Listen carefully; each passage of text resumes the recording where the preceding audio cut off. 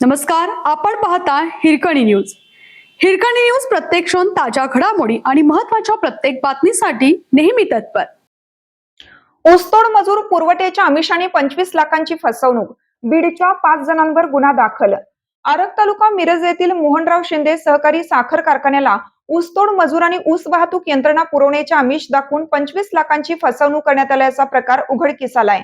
या प्रकरणी मिरज ग्रामीण पोलिसात बीड जिल्ह्यातील 5 जणांच्या विरोधात गुन्हा दाखल करण्यात आला आहे. पोलिसांनी सांगितलं की 7 जुलै 2025 ते आज अखेर हा प्रकार घडला. या प्रकरणी कारखान्याचे शेती अधिकारी परशुराम आनंदा चव्हाण, तुर्ची तालुका तासगाव यांनी मिरज ग्रामीण पोलिसात फिर्याद दिली.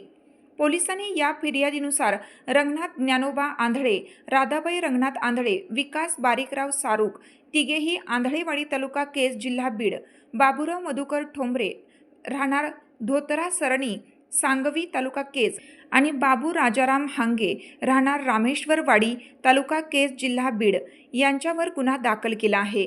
हिरकणी न्यूज करिता सहसंपादक दिलीप बनसोडे, लिंगनूर.